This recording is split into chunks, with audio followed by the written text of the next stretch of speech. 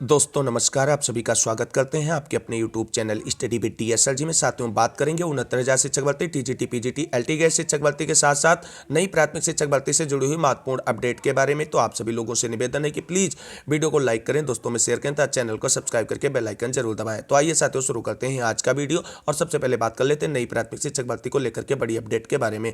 तो साथियों आप सभी को बता दें, इस वर्ष आप सभी को नई प्राथमिक शिक्षक भर्ती का विज्ञापन देखने को मिलेगा और जुलाई या अगस्त में नई प्राथमिक शिक्षक भर्ती का विज्ञापन अनाउंस कर दिया जाएगा। 63,000 शिक्षक भर्ती के पदों पर विज्ञापन तो सरकार की तरफ से ही स्वीकृत है और आपको बता दें प्रोन्नति के लिए प्रत्येक जनपद से जो रिक्त सीटों का डाटा मांगा गया था उस प्रक्रिया को पूरा होने के बाद रिक्त सीटों की संख्या लगभग 75,000 के ऊपर निकलकर सामने आ रही है। तो ऐसे में आप सभी को बता दें प्रोन्नति प्रक्रिया जो है वो गर्मियों की छुट्टी यानी मई जून में पूरी कर ली जाएगी। उसके बाद में जो रिक्त सीटें बचेंगी बेसिक शिक्षा विभाग में प्रोन्नति प्रक्रिया पूरी करने के बाद उन पर नई प्राथमिक शिक्षक भर्ती का विज्ञापन आप सभी को जुलाई अगस्त में देखने को मिलेगा।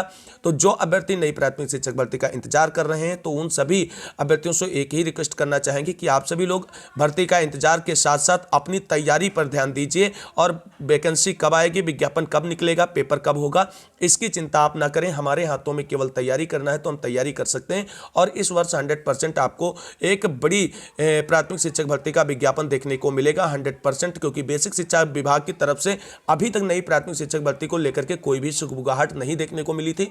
लेकिन पिछले एक हफ्तों से बेसिक शिक्षा विभाग में नई प्राथमिक शिक्षक भर्ती को लेकर के चर्चाएं चल रही हैं। तो ऐसे में ये स्पष्ट है कि इस वर्ष नई प्राथमिक शिक्षक भर्ती का विज्ञापन भी आएगा और सुपर टेट पेपर का भी आयोजन किया जाएगा और लोकसभा चुनाव से पहले नई प्राथमिक शिक्षक भर्ती प्रक्रिया भी पूरी कर ली जाएगी। इसके 100% चांसेस जो हैं बेसिक शिक्षा विभाग की तरफ से मिले संकेतों के अनुसार बनते नजर आ रहे हैं। तो सभी अभ्यर्थी केवल अपनी तैयारी को फोकस करें, इस टेंशन में ना रहें कि विज्ञापन कब आएगा, कब पेपर होगा, क्योंकि ये सारी चीजें सरकार और बेसिक शिक्षा विभाग करेगा। और आपको बता दें उससे पहले जुलाई अगस्त से पहले नई प्राथमिक शिक्षक भर्ती के विज्ञापन के सपना भी नहीं आप देख सकते हैं, क्योंकि जब तक नया शिक्षा सेवा चयन आयोग का गठन नहीं हो जाता है तब तक आपको बता दें उत्तर प्रदेश में नई प्राथमिक शिक्षक भर्ती नहीं आएगी और मई जून में प्रोन्नति प्रक्रिया भी पूरी करनी है सरकार और विभाग को। तो इन सभी प्रक्रियाओं के बाद ही आप सभी को बता दें नई प्राथमिक शिक्षक भर्ती का विज्ञापन आएगा।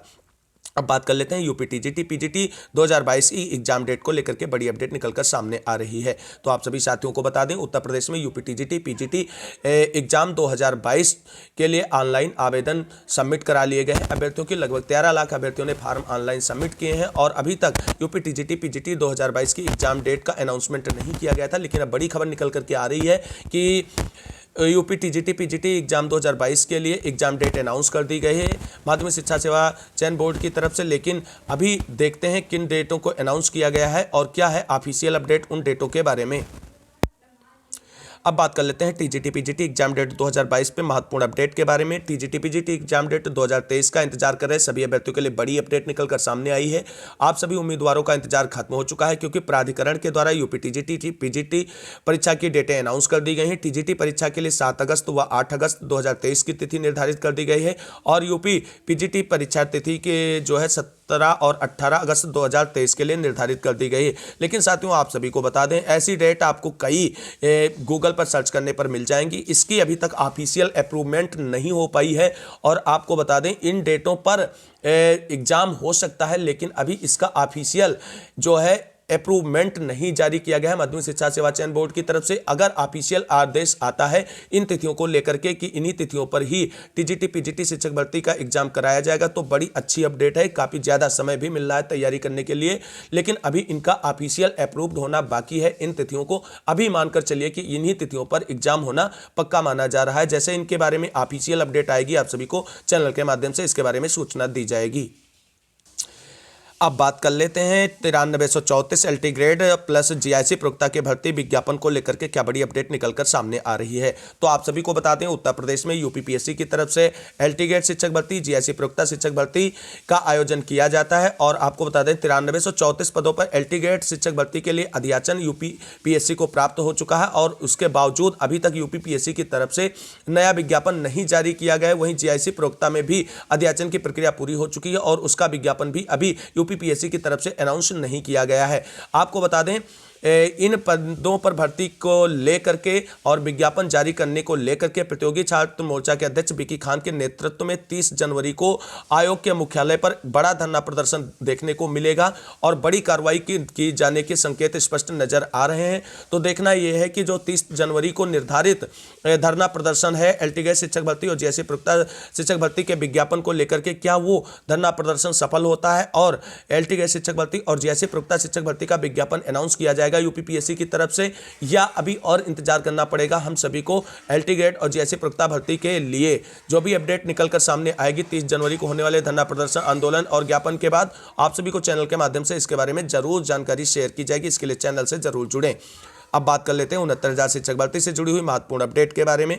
तो आप सभी साथियों को बता दें 69,000 शिक्षक भर्ती में आंसर की प्रकरण में प्रत्यावेदन की प्रक्रिया के बाद में प्रत्यावेदनों की जांच की प्रक्रिया लगभग ऑलमोस्ट पूरी हो चुकी है। पीएनपी की तरफ से जो जानकारी निकल करके सामने आ रही है वो ये है कि प्रत्यावेदनों की प्रक्रिया जांच की प्रक्रिया अपने अंतिम चरण में है और जल्द ही आप सभी को बता दें प्रत्यावेदनों की जांच कंप्लीट होकर के रिवाइज्ड रिजल्ट जारी किए जाएंगे आंसर के प्रकरण में अभ्यर्थियों के, और उसके बाद आपको बता दें इन सभी लोगों की नियुक्ति प्रक्रिया पर फरवरी के प्रथम सप्ताह में नियुक्ति प्रक्रिया को लेकर के बड़ी अपडेट आप सभी को देखने को मिलेगी और रिजल्ट भी प्रत्यावेदन और रिवाइज्ड रिजल्ट जारी करने के बाद में घोषित कर दिए जाएंगे इन सभी अभ्यर्थियों के। यानी आंसर की प्रकरण में नियुक्ति प्रक्रिया फरवरी के फर्स्ट वीक में अपने अगले स्टेप में देखने को मिलेगी। तो आंसर के प्रकरण के अभ्यर्थियों की नियुक्ति प्रक्रिया अपने प्रोसेस के अनुसार चल रही है और हमें उम्मीद है कि जो भी कोर्ट में हलफनामा सबमिट करना है उसके अकॉर्डिंग ये भर्ती प्रक्रिया पूरी कर ली जाएगी। अब बात कर लेते हैं 69,000 शिक्षक भर्ती में 6800 और से 13,156 वाले मामले में कोर्ट ऑर्डर डेट को लेकर के। तो साथियों आप सभी को बता दें 69,000 शिक्षक भर्ती में 6800 से 13,156 वाले मामले में कोर्ट ऑर्डर रिजर्व हो चुका है 8 दिसंबर को और अभी तक कोर्ट ऑर्डर डिलीवर डेट का इंतजार बेसिक शिक्षा विभाग 6800 में चयनित अभ्यर्थी याची लाभ की मांग करने वाले अभ्यर्थी 19,000 सीटों की मांग करने वाले सभी अभ्यर्थियों का इसका इंतजार है। और आप सभी को बता दें कोर्ट ऑर्डर के बारे में एक बड़ा मिथक है, सभी लोग बता रहे हैं कि 90 दिन में रिजर्व ऑर्डर डिलीवर होना चाहिए। तो आप सभी को बता दें कोर्ट ऑर्डर डिलीवर डेट को लेकर के ऐसा कोई नियम नहीं होता है कि आपको 90 दिनों के अंदर ही कोर्ट ऑर्डर डिलीवर करना पड़ेगा। कोर्ट अपनी मंशा के अनुरूप अपनी कार्य योजना के अनुरूप ही ऑर्डर डिलीवर कर सकता है। रिजर्व ऑर्डर 1 हफ्ते के अंदर भी डिलीवर हो सकता है, 1 महीने के अंदर भी डिलीवर हो सकता है, 2 महीने के अंदर डिलीवर हो सकता है और 90 दिन के अंदर भी डिलीवर हो सकता है, 90 दिनों के बाद भी डिलीवर हो सकता है। इसको विद प्रूफ आप सभी के साथ शेयर करते हैं। तो इसलिए 6800 से 13,156 वाले मामले में कोर्ट ऑर्डर में 90 दिनों के बाउंडेशन का कोई भी नियम नहीं है। तो इसमें बिल्कुल ये परेशान होने की जरूरत नहीं कि क्या इसका मतलब 90 दिन में भी हमारा ऑर्डर नहीं आएगा। नहीं भाई, 6800 से 13,156 वाले मामले में कोर्ट ऑर्डर अब बिल्कुल आपकी दहलीज पे खड़ा है और 10 फरवरी तक 6800 से 13,156 वाले मामले में फाइनल ऑर्डर आ जाएगा। ये बिल्कुल सच माना जा रहा है, यही बिल्कुल प्रूव्ड जानकारी है।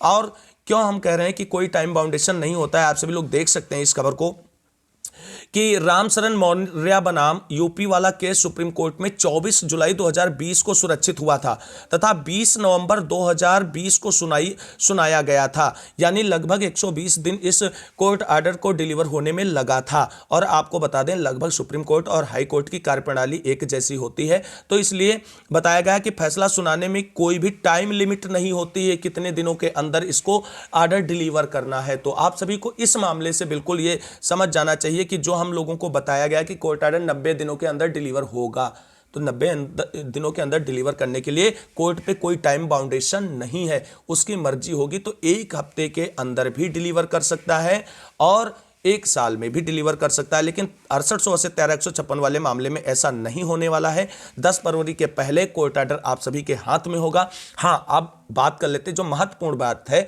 कि कोर्ट ऑर्डर 10 फरवरी से पहले तो आ जाएगा। लेकिन आप एक बात ये समझ लें 6800 लिस्ट के अगेंस्ट सभी लोग पहले भी पढ़े थे और अब भी पढ़े हैं। 19,000 सीटों की मांग करने वाले अभ्यर्थियों की तरफ से बैठक करके बड़ा फैसला लिया गया है और कहा गया है अगर सिंगल बेंच से 19,000 सीटों पर न्याय में नहीं मिलता है, अर्थात 19,000 सीटों पर नियुक्ति प्रक्रिया के लिए आदेश नहीं आता है, तो हम लोग जाएंगे डीबी और जब तक 19,000 सीटों पर न्याय नहीं मिलेगा आरक्षित वर्ग के अभ्यर्थियों को, तब तक इस मामले को शार्ट आउट नहीं किया जाएगा। अब इससे स्पष्ट ये होता है कि 6800 मामले में कुछ विरोधी ऐसे हैं जो बिल्कुल इसे होने ही नहीं देना चाहते हैं। हालांकि आपको बता दें 6800 चयनितों की नियुक्ति प्रक्रिया होगी क्योंकि सरकार इनकी नियुक्ति प्रक्रिया करना चाहती है और अब मामला चूंकि कोर्ट में गया है तो कोर्ट के आदेशानुसार करना चाहती है। इससे 6800 चयनितों को परेशान होने की जरूरत नहीं। कल से सोशल मीडिया पे एक भाई लगे हुए हैं और अपने यूट्यूब चैनल के माध्यम से भी लगे हुए हैं कि सब कुछ कैंसिल होगा, केवल याची लाभ मिलेगा। जिस तरीके से पिछले कई केसेस में याची लाभ मिला है, इस मामले में भी याची लाभ मिलेगा। कोई कह रहा है कि 6800 बिल्कुल निरस्त होकर के केवल 13156 कंसीड की जाएगी। साथियों 6800 हर हाल में कंसीड की जाएगी क्योंकि आप उन चयनित अभ्यर्थियों के अंदर हैं जिनकी नियुक्ति पहले हो जानी चाहिए थी, आपको अलग से नहीं दिया जा रहा है। अब भले ही कोर्ट ऑर्डर पूर्व में चयनित 6800 को निकालकर आपकी नियुक्ति प्रक्रिया पूरी करने का आदेश दे या नया आदेश जारी कर दे कि हाँ आरक्षण विसंगति के अभ्यर्थी हैं, इनकी नियुक्ति प्रक्रिया पूरी की जाए। हालांकि 6800 तो किसी हाल में निरस्त हो ही नहीं सकती है। हाँ, एक बात बिल्कुल सच है कि जो भी इस आदेश से संतुष्ट नहीं होंगे, चाहे सरकार हो, मतलब 6800 वाले अगर उनके फेवर में डिसीजन नहीं आता वो भी डीबी जाएंगे। अगर 19 से ज्यादा सीटों की मांग करने वालों के फेवर में डिसीजन नहीं आएगा वो भी डीबी जाएंगे। और याची लाभ की मांग करने वाले अभ्यर्थी, उनके फेवर में डिसीजन नहीं आएगा वो भी डीबी जाएंगे। मामला डीबी जाना 100% पक्का है। लेकिन 6800 चयनितों को इससे बिल्कुल भी परेशान होने की जरूरत नहीं है क्योंकि उनकी नियुक्ति प्रक्रिया का जिम्मा अब कहीं ना कहीं सरकार पर है और 6800 चयनितों का जो फ्यूचर है बिल्कुल सिक्योर है। इसमें यह हो सकता है कि देर आए लेकिन दुरुस्त आए। और कोर्ट ऑर्डर को लेकर के किसी भी प्रकार के डाउट हो तो कमेंट करके आप पूछ सकते हैं। नेगेटिव कमेंट करने वाले लोगों से हाथ जोड़कर विनम्र निवेदन है कि प्लीज़ आप इतने नकारात्मक हैं तो हमें नकारात्मक कमेंट करके हमें ना नकारात्मक बनाएं, हमें थोड़ा पॉजिटिव रहने दें। तो साथियों ये थी आज की महत्वपूर्ण अपडेट और कोर्ट ऑर्डर से जुड़ी हुई कोई भी अगर जानकारी या प्रश्न है आपका तो कमेंट करके आप पूछ सकते हैं। आप सभी लोगों के साथ स्टडी विद DSLG चैनल हमेशा रहा है और रहेगा। आप सभी लोगों को जानकारी हमेशा देते रहेंगे। तो ये थी कुछ आज की महत्वपूर्ण अपडेट जिसको मैंने आप सभी के साथ शेयर किया। उम्मीद करते हैं आप सभी लोगों को जानकारी अच्छी लगी होगी। वीडियो अच्छा लगा है प्लीज़ लाइक करें, दोस्तों में शेयर करें, चैनल को सब्सक्राइब करके बेल आइकन दबाएं। इस वीडियो को अंत तक देखने के लिए आप सभी को बहुत बहुत धन्यवाद। मिलेंगे अगली वीडियो में, तब तक के लिए सभी साथियों को जय हिंद, जय भारत, वंदे मातरम।